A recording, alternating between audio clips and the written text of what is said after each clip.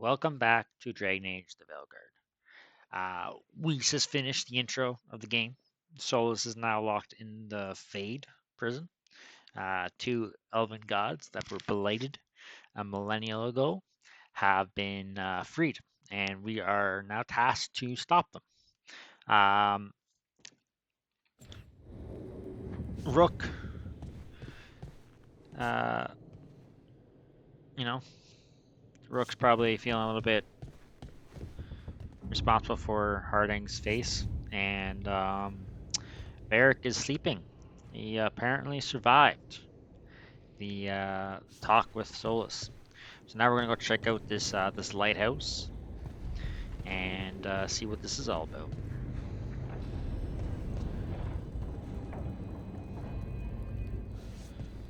We do have codex entries. I will be reading all codex entries, so please bear with me when we do that. All right, miscellaneous. Introduction to the Lighthouse. Once the lighthouse was a place of learning, with tools to study the secret workings of great magic. When Solus rebelled against those who call themselves our gods, the lighthouse became his center of operations, with tools to study the best ways to free ourselves from the tyranny of the Evanaris. You are safe here, both those of flesh and those of fate. Any who wish to help are welcome. The magic of the lighthouse will provide for your needs, see to your comfort, and even help you understand different tongues. For those who escaped here from distant parts of the Empire, should you have any other needs, ask for the slow arrow, and I will help. Phelason. A letter dated 6 months ago. Warden Thorn. If your calculations are correct and none of us have gone astray, this letter should be at the inn where you and Varric are to meet Scout Harding.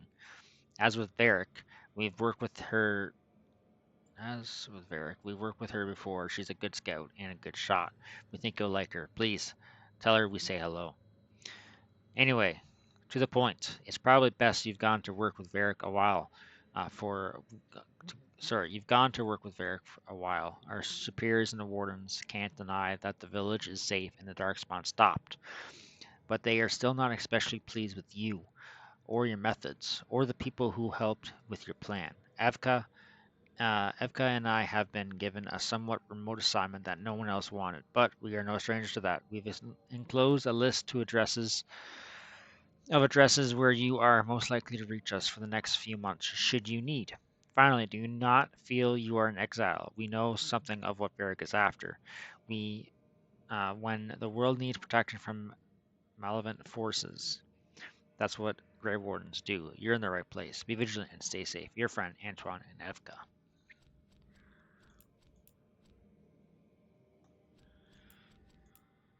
All right. We got some reading to do. We'll read a little bit. We're not going to read too much, just because there is a lot that we would need to read. But we will probably go through a couple of these before we continue our playthrough. So if you do want to skip this part, that's fair, totally understandable. But I do recommend listening, just so that way, if you are new to Dragon Age, this does cover a lot of the stuff you may want to know for the lore wise. But you can also look up YouTube videos for that type of stuff. So let's delve right into the reading. The Anderfels. The Anderfels are a land of shocking extremes. It is the most desolate place in all the world. For two blights have left great expanses of the steeps so completely devoid of life that corpses cannot even decay there. No insect or grub will ever reach them. It is a land filled with wonders like the Murdain, with a gigantic white statue of Our Lady carved into its face, her hand outstretched and bearing an eternal flame, or Weisup Fortress, with its walls of living rock towering over the desolate plains below. The Anders, too, are people of extremes, the most devout priests and the most deadly soldiers, the poorest nation in the world and the most feared. From In the Pursuit and Knowledge, the Trial of the Chantry Scholar by Brother Genetavi.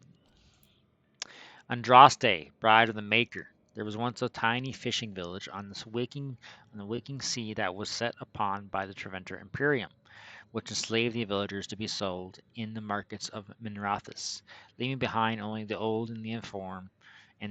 One of the captives was the child Andraste. She was raised in slavery in a foreign land. She escaped and made the long, treacherous journey back to her homeland alone. She rose from nothing to be the wife of an Almari warlord.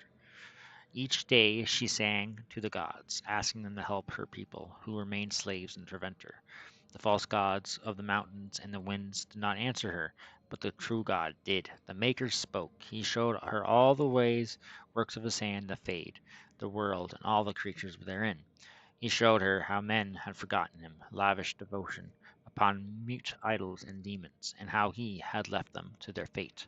But her voice had reached him, and so captivated him that he offered her a place at his side, that she must rule all of creation. But Andraste would not forsake her people. She begged the Maker to return, to save his children from the cruelty of the Imperium. Reluctantly, the Maker agreed to give man another chance. Andraste went back to her husband, Mafarath, and told him all that the Maker had revealed to her. Together they rallied the Elmari and marched forth against the mage lords of the Imperium, and the Maker was with them. The Maker's sword was creation itself, fire and flood, famine and earthquake. Everywhere they went, Andraste sang to the people of the Maker, and they heard her. The ranks of Andraste's followers grew until they were a vast tide washing over the Imperium. And when Mathras saw that the people loved Andraste and not him, a worm grew within his heart, gnawing upon it. At last, the armies of Andraste and Mafarath, I'm never going to say his name right, stood before the gates of Minrathous, but Andraste was not with them, for Mathrath had schemed in secret to hand Andraste over to their inventor. For this, the Archon would give Mathrath all the lands to the south of the Waking Sea.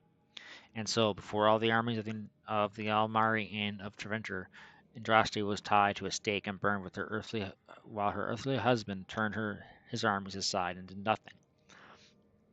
For his heart had been devoured. But as he watched the pyre, the Archon softened. He took pity on Andraste, and drew his sword and granted her the mercy of a quick death. The Maker wept for his beloved, cursed Mafrath, cursed mankind for the betrayal, and turned once again from creation, taking only Andraste with him. And Our Lady sits still at his side, where she still urges him to take pity on his children. From the Sermons of Justina 2. Antiva. In the rest of the civilized world, it is common belief that Antivia has no king. I assure you, gentle readers, that this is untrue. The line of kings in Antivia has remained unbroken for 2,500 years. It is simply that nobody pays any attention to them whatsoever. In truth, the nation is ruled by a collection of merchant princes. They are not princes in the literal sense, but heads of banks, trading companies, and vineyards. Their power is conferred strictly by wealth. But Antivia is not primarily renowned for its particular form of government, nor for its many imperial wines. Antivia is known for the House of the Crows. Since Antivians are well known for being good at everything but fighting, it is more than a little ironic that Antivia possesses the most deadly assassins in the world. Their fame is such that Antivia keeps no standing army, no king is willing to order his troops to assault her borders, and no general is mad enough to lead such an invasion. The attack would likely succeed, but its leader would not see the day. From In the Pursuit of Knowledge, Travel the Chantry Scholar by Brother Janatavi.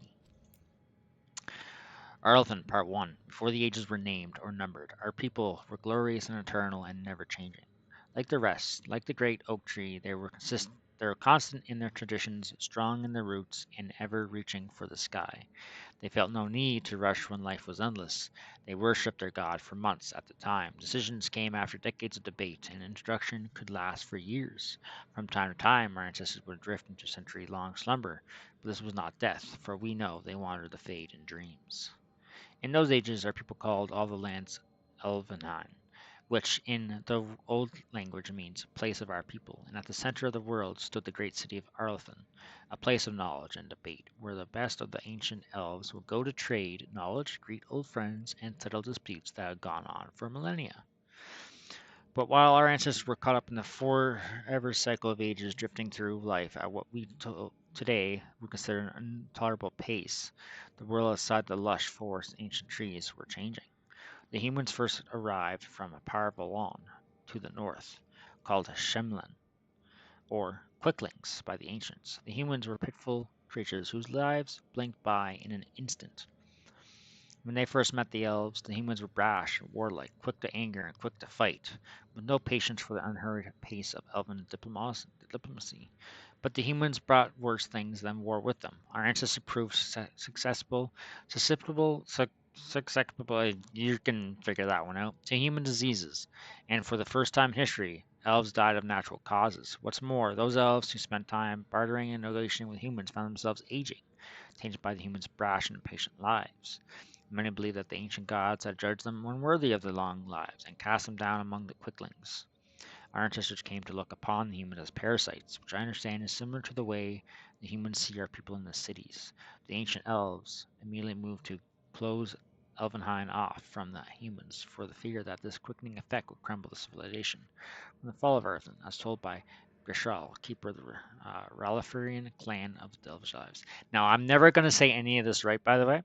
I cannot speak the best. So you're gonna have to suffer through that, and you can make fun of me all you want, but I could give two shits. Arlington Part 2. You asked what happened to Arlington? Sadly, we do not know. Even those of us who keep the ancient lore have no record of what truly happened. What we have are accounts of the days before the fall and a fable of the whims of the gods. The human world was changed even as the elves slept. Clans and tribes gave way to a powerful empire called Treventer, which, and for what reason, we do not know. Moved to conquer Elfenine. When they reached the great city of Arlthan, our people, fearful of disease and loss of immortality, chose to flee rather than fight.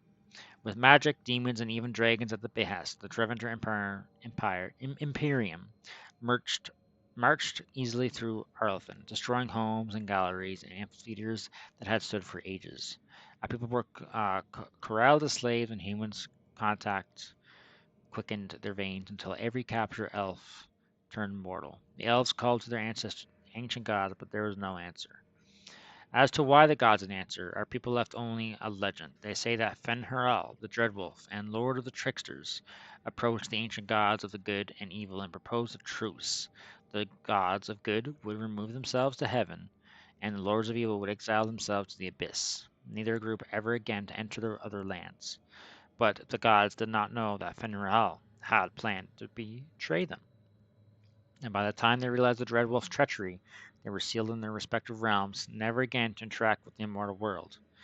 It is a fable, to be sure, but those elves who traveled the beyond claim that Fen'Harel still roams the world of dreams, keeping watch over the gods, lest they escape from their prisons. Whatever the case, Arthan had fallen to the very humans our people had once considered mere pests. It is said that the Dreventer magisters used their great destructive power to force the very ground to swallow Arthan whole, destroying eons of collected knowledge, culture, and art. The whole of elven lore left only to memory from the fall of Arthan, as told by Gershel, keeper of the Riffian clan of the Delvish Elves.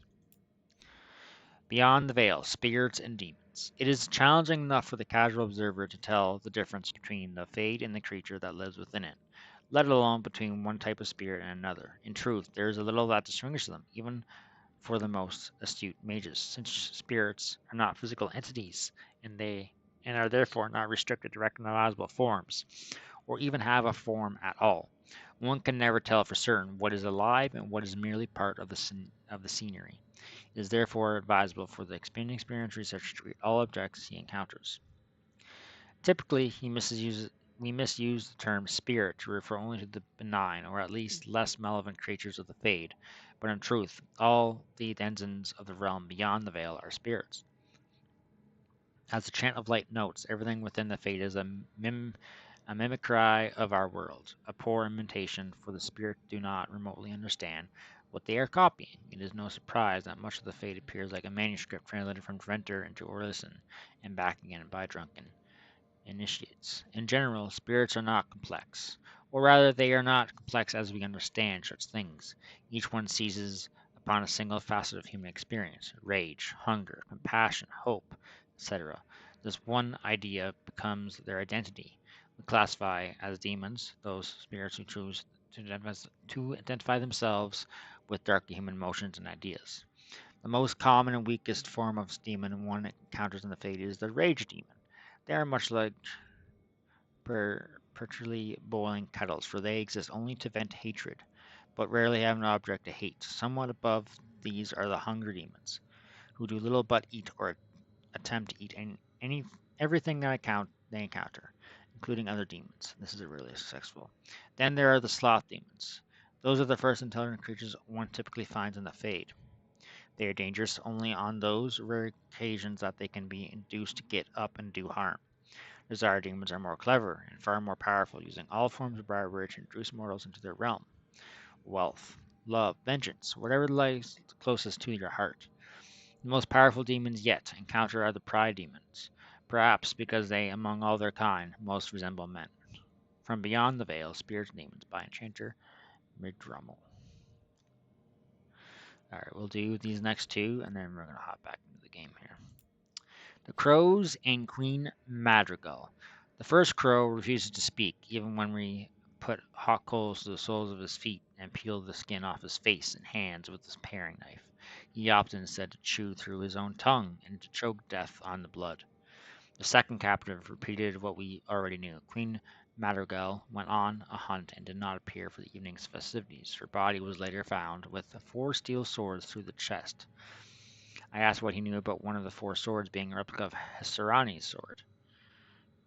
Of the Hesarani's sword of mercy. He had not heard about that, or at least claimed as much. He later died on the rock, smiling slightly. The third crow must have realized he would not leave the dungeon alive. He seemed to hope that by angering Master Forar, he would earn himself a quick death. The crow tried her patience with pithy comments while Master Forar was trying to work. At one point, he made a remark about Forar's mother, which I shall not repeat here. I'll admit to feeling admiration for his ability to retain a capacity of coherent speech and even some wit while under extreme duress. Amid all his useless chatter, this third crow did raise an important point. His guild has a reputation to uphold. They are ruthless, efficient, and discreet. How would they maintain such notoriety if agents routinely revealed the name of employers with something as banal as torture?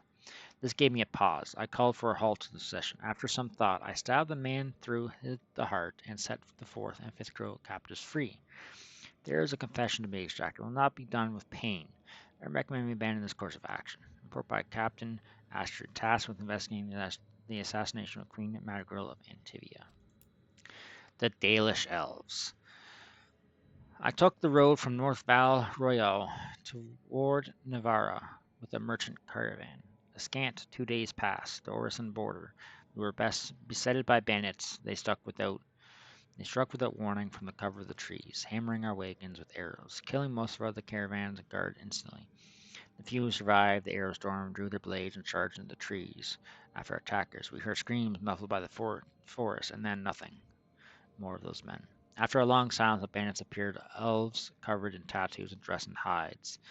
They looted all the supplies and valuables they could carry from the merchant and disappeared back into the forest. These, I was informed later, were the Dalish, the wild elves who lurk in the wilderness of the fringe of the settled lands, preying upon travelers and isolated farmers. These wild elves have reverted to the worship of their false gods and are rumored to practice their own form of magic, rejecting all human society. From In Pursuit of Knowledge, The Travels of Chantry Scholar by Brother Genevieve. Okay.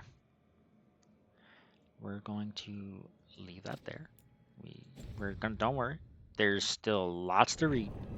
But we're going to do some exploring. So this is it, eh?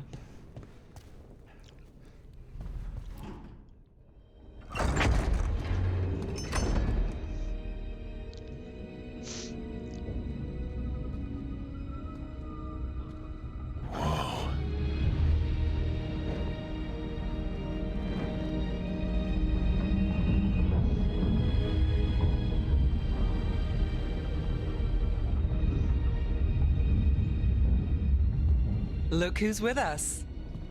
We're really in the Fade. Land of raw magic, nightmares, and this, apparently. It's a lot to take in. Harding thought we should talk about what comes next. She's not wrong. But if you need a breather, can't hurt to look around first.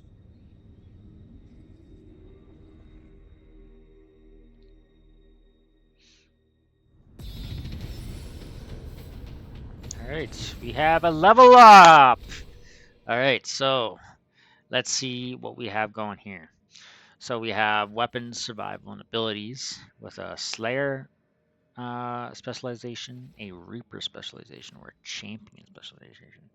Pinnacle of Grey Warden combat prowess. The champion is a born leader who rallies their allies, turns their fervor into flame, and wields a shield as a deadly weapon. Defends the living and the dead. The Morn Watch Reaper leeches life from enemies, throws shields with precision, and turns their own pain to strength. Or we have the Slayer, reckless in battle, lords of fortune. Slayer specializes in two-handed weapons, breaking enemies' defenses and quickly movements around the battlefield. We might be going down to that guy. All right, so we have 3.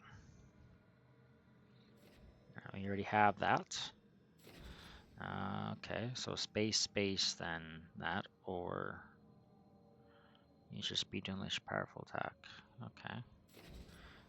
Shield volley.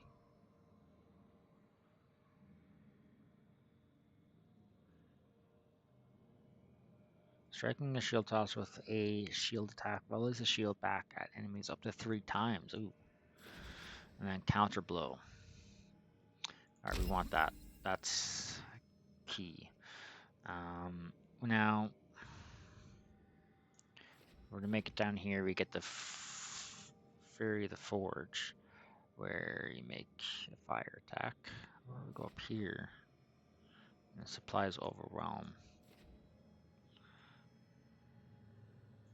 Where's this one? Jump attacks guarantee crit. Ooh, I kind of like that. Perfect defense or shoot volley. All right, I think we make our way over to this. Let's get that going.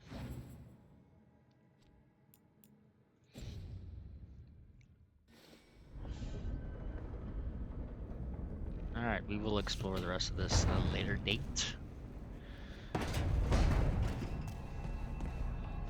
Now, we need to find our 2 friends, which are, oh, they're actually out there. Ooh, boy, let's go on out there and see them actually. So, this is pretty much your home base, all right?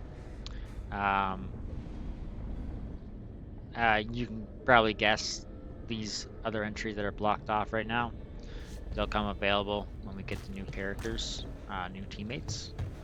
But right now we have 2, so let's go talk to them. Let's see what they got to say. It wasn't supposed to go this way. What do we do now? What do we do?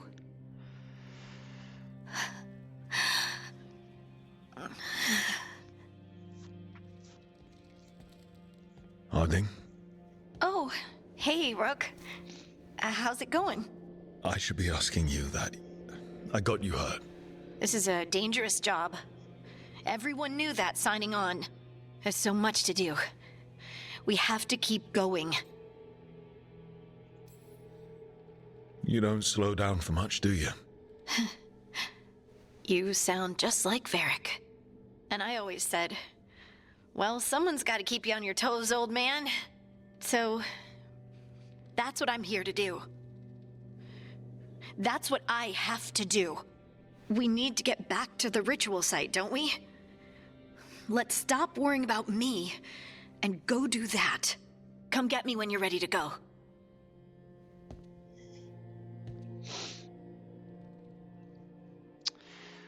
She's trying to stay brave. I respect that. Respect. Respect earned. Alright, let's go see Nev.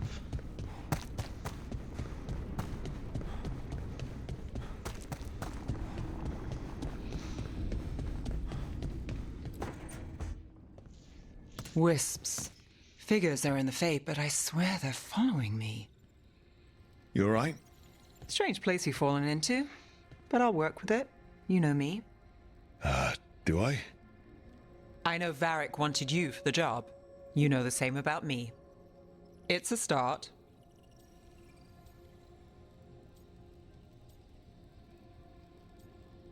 Hope we could build on it. You're right. We're in this together either way. Ha! We're in for a treat. You take a lot of notes. What about? Lately, what we know, or knew, before Solus changed the game. And it's... Not much. I'm sure Lace would hate to hear that, but one step at a time.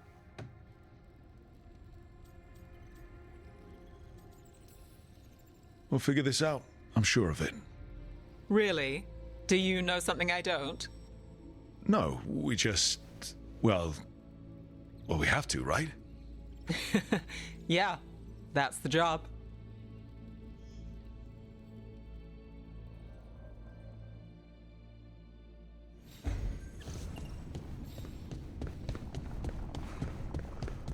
I will be romancing someone in this playthrough, but I haven't decided on who yet. We're gonna feel it out. So, we stopped the ritual. And Varric paid the price. Hey. Varric made his choice to go talk with Solus. He knew the risks. We all did. And now Solus is gone. And we're here. Wherever here is. Besides in the Fade. Solus called it the Lighthouse. He did? When? It was in my head. In my head, Solus showed up while I was out cold to gripe about us breaking his ritual. He's mad about us destroying his ritual? Sounded like it. When the ritual went wrong, he ended up trapped in some kind of prison. You're sure that wasn't just a dream? It's a reasonable reaction. Except that dwarves don't dream, remember? We can't. The Fade is the world of dreams, and we're not connected to it. It was weird. I was standing in a place that I knew couldn't be real. None of it made sense. You're lucky it was just weird. Solus can kill people in dreams. I'm not in danger. He can only barely reach me. I bled a little when I got knocked out. So Solus is using blood magic, like any normal mage would to play with your mind. But he's not a normal mage, like I told you. He's an elven god. Putting together a nice ritual doesn't make him a god.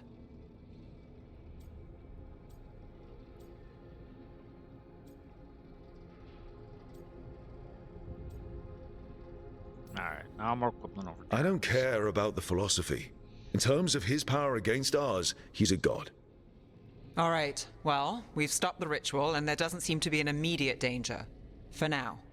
You're certain Solus can't use blood magic to affect your mind? I'm not certain of anything. But we're not out of danger. What do you mean? Solus had 2 of the other elven gods imprisoned. When he got trapped, they escaped. So those things we saw come out of the Fade when the ritual went wild, those are... Elganan and Gillenane. 2 of the ancient elven gods that Solus rebelled against.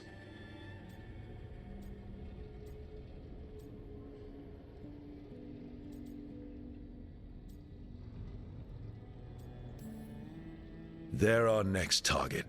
So we set our sights on a pair of elven gods. Like it's easy. Who else is gonna do it? If they're loose, they need killing. They were evil tyrants who enslaved their people. We need to stop them. Solus says Elganan and Gillenane drew on the Blight for power and became corrupted. That was when he imprisoned them. So instead of one god running around, we have 2. And they're not just powerful, they're blighted. We need to get out there and stop them. Just like that, without Varric. And you're still getting back on your feet. I'm fine. We can't just sit here and do nothing. We need to investigate. Figure out what we're dealing with before we rush in and make things worse. And how many more people will get hurt, get killed, while we spend time investigating?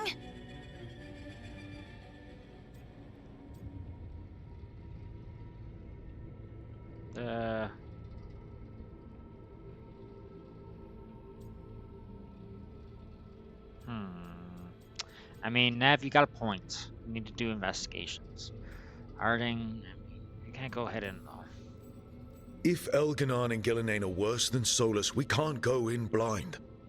We need to know what they can do and what they want. But we only have Solus's word about all of this. Then let's go investigate for ourselves. We find out what we're dealing with, and then we take our shot. Fine. The Illuvian led us here instead of back to Minrathous. Let's hope it goes back to the ritual site. Maybe we can find some clues at the scene of the crime. Harding, you okay to go? I'm not gonna sit back while elven gods destroy the world because I have a headache. All right then. Let's get back to the ritual site. The Illuvian has its own special room. It's just down the stairs.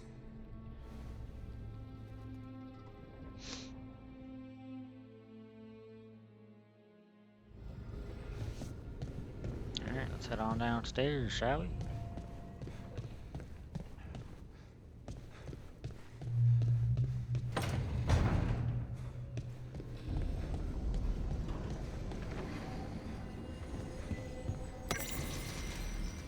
Whenever we pick up a codex thing, I will be reading it as soon as we pick it up. I mean, maybe not actually, but we'll read this one just because it's kind of interesting. There's Red Wolf's Illuvian. Most of us have only traveled through the Illuvians at the whim of those who call themselves our gods. We know them as mirrors that always go from one to another, a bonded pair linked no matter the distance. Solus has outsmarted the so-called gods. If we use normal Illuvians, they could track us to our lair.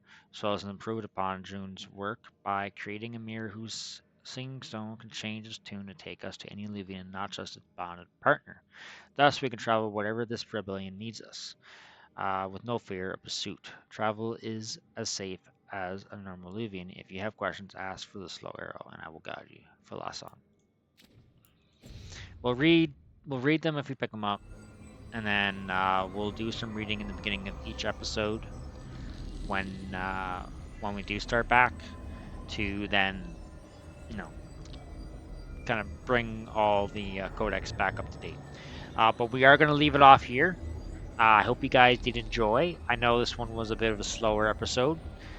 We just kind of like look at the watchtower or lighthouse, sorry, my bad, and some codex entries. But I felt like once we go into this portal, things kind of pick up again, and I don't want to make that feel rushed. So I hope you guys enjoyed. If you did, make sure you hit that like button, hit that subscribe button, let me know that you're enjoying my content, and to follow for more. Make sure you hit that comment also. Let me know how you're feeling about the series. Let me know how you feel about the game itself, if you played it, or if you're just watching, how do you feel about everything. I find it very nice to look at. It looks very pretty, and I hope you guys enjoyed. Until next time, peace.